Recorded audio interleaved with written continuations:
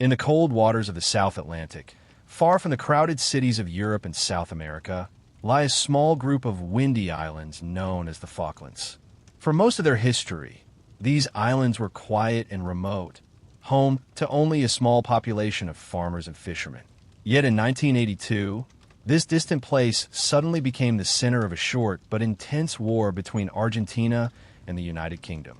What began as a sudden invasion would soon lead to naval battles, air attacks, and a difficult campaign across the rugged landscape of the islands. The Falklands War was a short but intense conflict fought in 1982 between Argentina and the United Kingdom. Although the war lasted only about 10 weeks, it was the result of a long history of territorial claims, political tensions, and national pride surrounding a remote group of islands in the South Atlantic Ocean.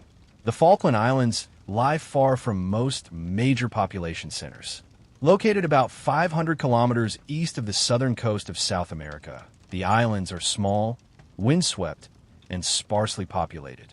Their landscape is made up of rolling hills, grassy plains, and rugged coastlines shaped by the cold waters of the South Atlantic. For much of their history, the islands attracted attention mainly because of their strategic location for ships traveling around the southern tip of South America.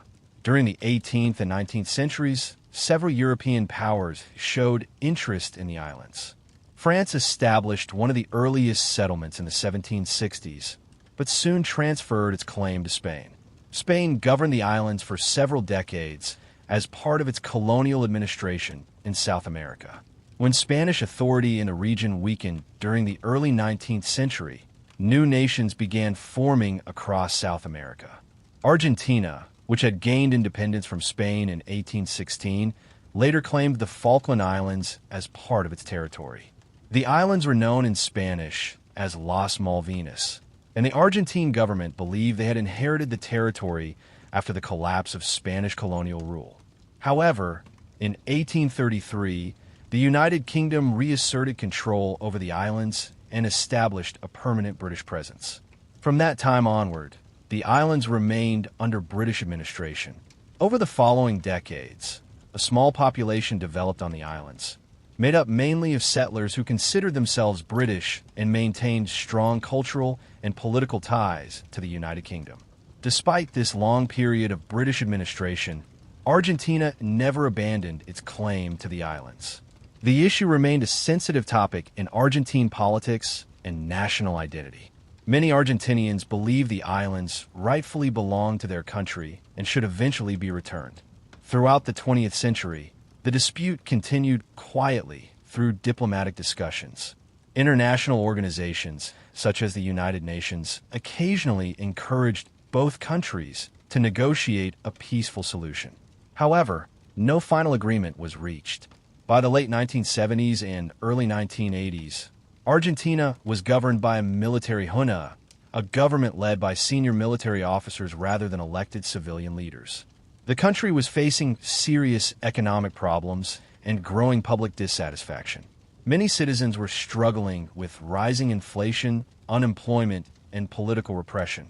Within this atmosphere of uncertainty, some leaders of the military government believed that taking control of the Falkland Islands might unite the population and strengthen national pride. They hoped that reclaiming what they considered Argentine territory would restore confidence in the government. At the same time, many British officials believed the chances of a military confrontation were extremely low. The islands were distant from the United Kingdom, and British forces stationed there were very small.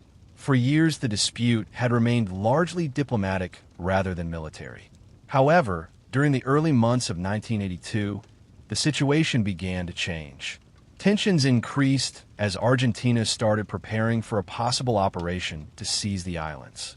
These preparations would soon lead to a sudden and dramatic event that shocked the world and triggered a war between two nations separated by thousands of kilometers of ocean. In the early months of 1982, the long-standing dispute between Argentina and the United Kingdom over the Falkland Islands was quietly moving toward a dramatic turning point. For decades, the issue had been discussed mainly through diplomacy and political statements. But within the Argentine military government, a different plan was beginning to take shape. Argentina at that time was ruled by a military junta led by General Leopoldo Galtieri. The government was facing serious domestic problems. The country's economy was struggling with inflation, rising debt, and declining living standards. Public protests against the military government were becoming more frequent, and many citizens were increasingly dissatisfied with the leadership. Some members of the Argentine government believed that reclaiming the Falkland Islands could change the political atmosphere.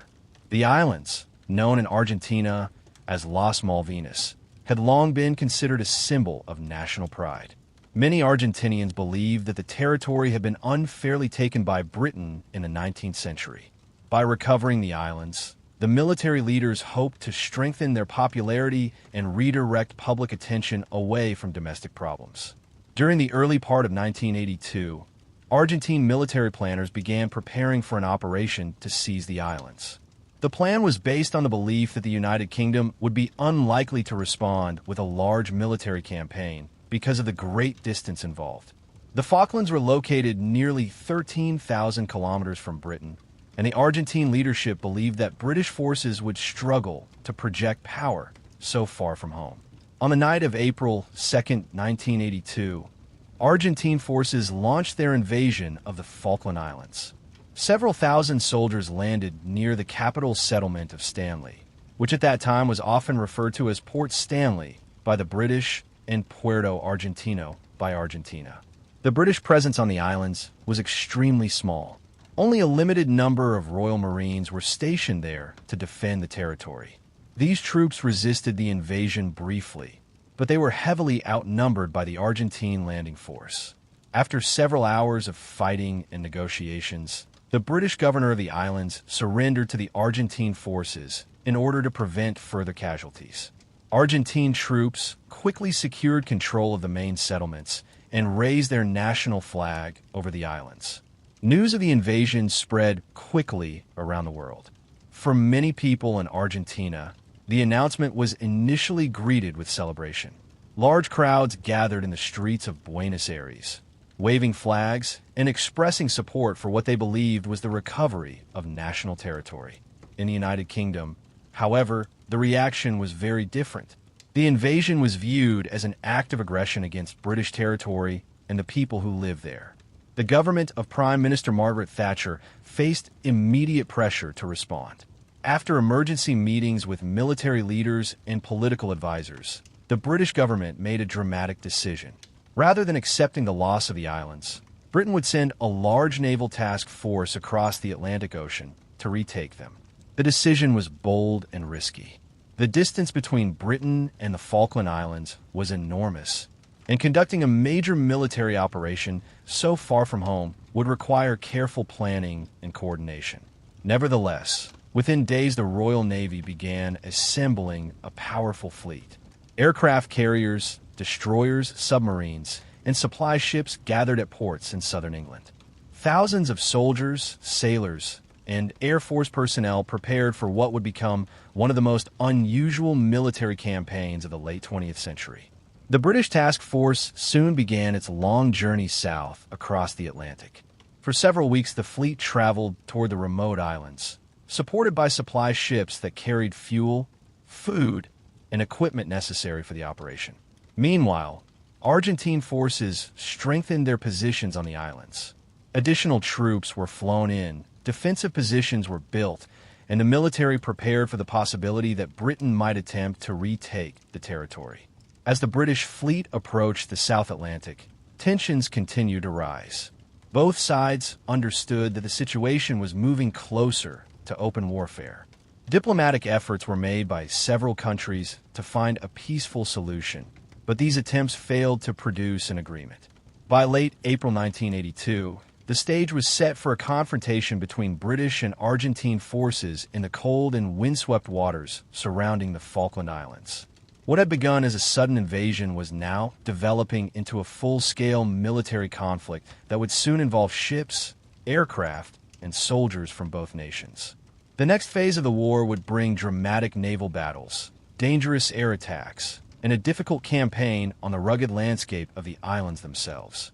By late April 1982, The British Naval Task Force had traveled thousands of kilometers across the Atlantic Ocean and was approaching the cold waters of the South Atlantic. The journey itself had been a remarkable logistical effort. Warships, aircraft carriers, submarines, and support vessels moved together as a coordinated fleet, carrying thousands of troops and enormous quantities of equipment. The mission was clear but challenging: to reclaim the Falkland Islands from Argentine control. As the fleet moved closer to the islands, the British government declared a maritime exclusion zone around the Falklands. This zone extended 200 nautical miles in all directions. Any Argentine warship or military aircraft entering this area risked being attacked by British forces. The declaration of the exclusion zone signaled that the conflict was now entering a dangerous and unpredictable phase. Argentine military leaders were aware of the approaching British fleet and began preparing their own defensive strategy. Their forces were spread across the islands, particularly around the capital's settlement of Stanley. Soldiers constructed defensive positions, dug trenches, and established observation posts across the hills surrounding the town. Argentine aircraft were also stationed at bases on the mainland, ready to fly missions across the sea toward the islands. One of the most important elements of the British strategy involved the use of submarines. Nuclear-powered submarines operated silently beneath the surface of the ocean, tracking Argentine naval movements and providing a powerful advantage in a maritime conflict. These submarines could remain underwater for long periods and strike enemy ships without warning. On May 2, 1982, one of the most dramatic naval events of the war occurred. A British submarine located the Argentine cruiser General Belgrano, sailing outside the declared exclusion zone, but considered a potential threat to the British fleet. After careful consideration by the British government and military command, the decision was made to attack. Torpedoes were launched from the submarine and struck the cruiser. The explosions caused severe damage, and the ship began to sink in the cold waters of the South Atlantic. Hundreds of Argentine sailors lost their lives in the incident, making it one of the deadliest single events of the entire conflict. The sinking of the General Belgrano had an immediate effect on the naval balance of the war. Following the attack, most of the Argentine Navy withdrew to safer positions near the mainland. This reduced the threat of large naval battles and allowed the British fleet to operate more freely around the Falkland Islands. However, the danger from the air remained extremely serious. Argentina possessed a number of modern combat aircraft capable of flying long distances from mainland bases. Pilots from the Argentine Air Force and Navy were tasked with launching daring missions against the British fleet operating near the islands. These air attacks soon became some of the most intense moments of the war. Argentine pilots flew at very low altitudes across the ocean in order to avoid detection by British radar systems. When they reached the fleet, they would climb quickly, release bombs or fire missiles, and then attempt to escape before being intercepted by British fighter aircraft. The British fleet relied heavily on its aircraft carriers, particularly the ships HMS Hermes and HMS Invincible. From these carriers, Sea Harrier fighter jets were launched to defend the fleet and intercept incoming Argentine aircraft. The Sea Harrier became one of the most important aircraft of the conflict, known for its ability to take off and land vertically on the small carrier decks. Despite these defenses, several British ships were damaged or destroyed during the air attacks. Argentine pilots demonstrated remarkable bravery as they flew through intense anti-aircraft fire to strike their targets. The battles in the sky above the South Atlantic were fast, dangerous, and often unpredictable. During this period, both sides experienced significant losses. Ships were damaged, aircraft were shot down, and sailors and pilots faced constant danger. Yet the British fleet continued moving closer to the islands, preparing for the next stage of the operation. The ultimate goal of the British mission was to land ground forces on the Falkland Islands and begin a campaign to retake the territory. Planning such an operation required careful coordination between naval, air, and land forces. The rugged landscape of the islands, with its rocky hills and harsh weather conditions, would make the task extremely difficult. Finally, in May 1982, British forces carried out an amphibious landing on East Falkland Island. The landing took place in a remote area known as San Carlos Water. This location was chosen because it offered some protection from Argentine air attacks due to the surrounding hills and narrow waterways. Thousands of British soldiers, including Royal Marines and paratroopers, came ashore and began establishing a secure base of operations. Equipment, vehicles, and supplies were unloaded from ships as engineers worked quickly to prepare defensive positions. The landing at San Carlos marked the beginning of the ground campaign of the Falklands War. From this point onward, the conflict would shift gradually from naval and air battles to a series of difficult land engagements across the windswept hills and valleys of the islands. British troops now faced the long task of advancing across the rugged terrain towards Stanley, where the main Argentine defensive positions were located. The journey would involve long marches, harsh weather, and intense battles in one of the most remote battlefields of the modern era. The war was far from over, but the arrival of British forces on the islands had begun the final phase of the conflict.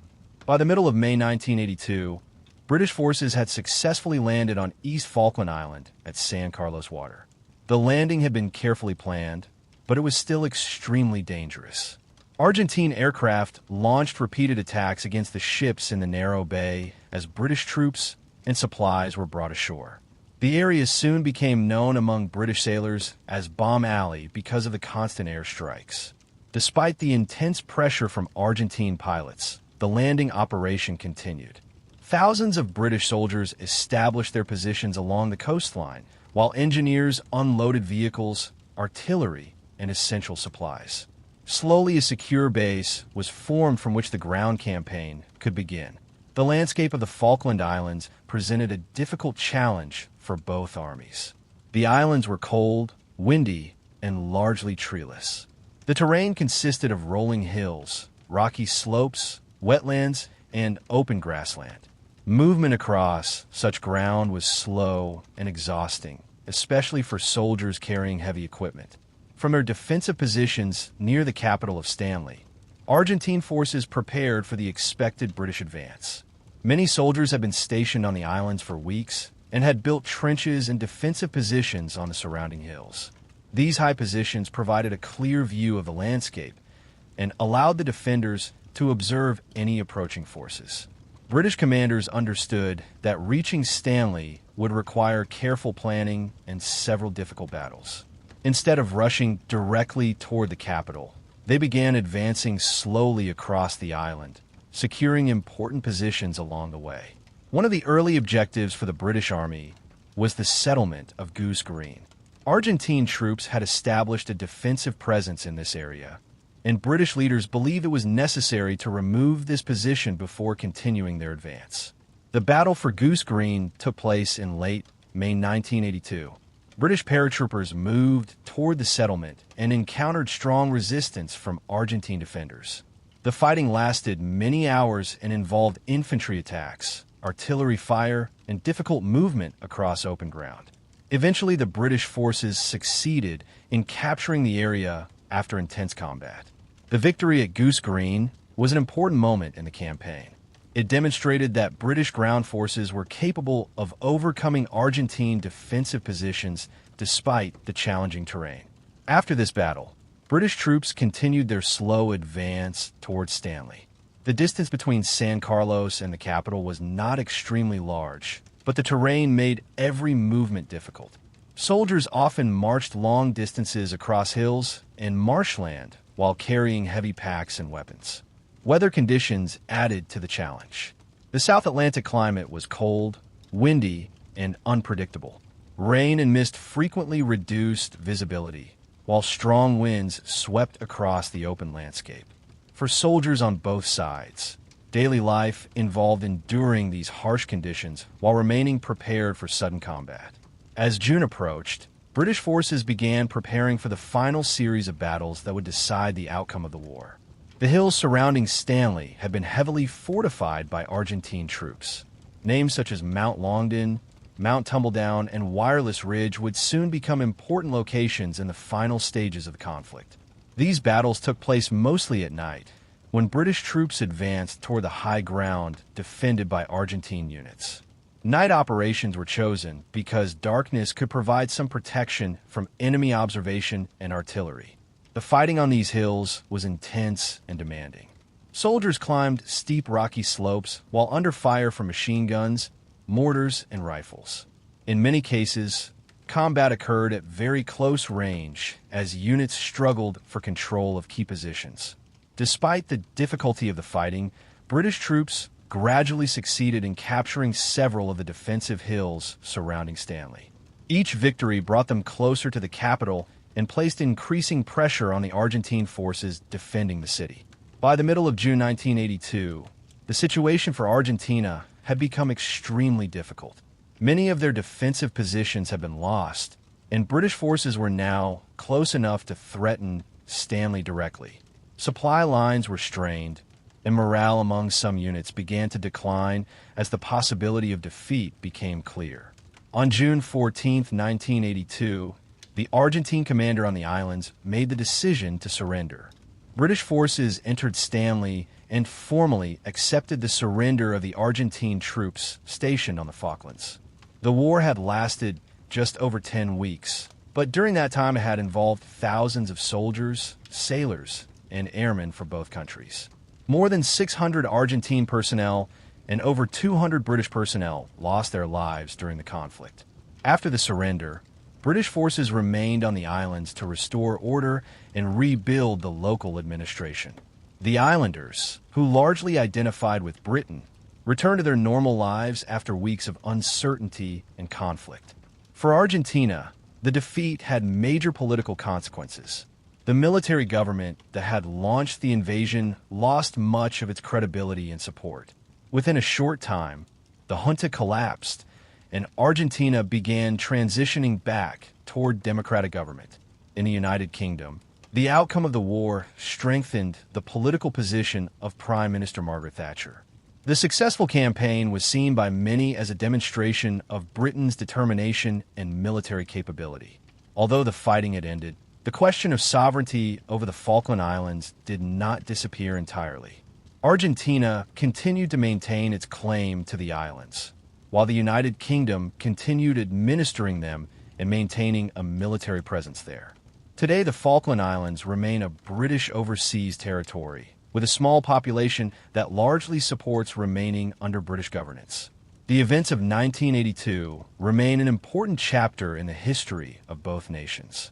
The Falklands War was relatively short compared to many other modern conflicts, yet it demonstrated how territorial disputes and national pride can lead to sudden and intense military confrontation. It also showed how geography, politics, and international diplomacy can shape the course of war even in the most remote corners of the world. Across the windswept hills and quiet shores of the Falkland Islands, the traces of that conflict remain part of the landscape and memory of those who lived through it. The war ended in June 1982, but its lessons and historical significance continue to be studied and remembered decades later.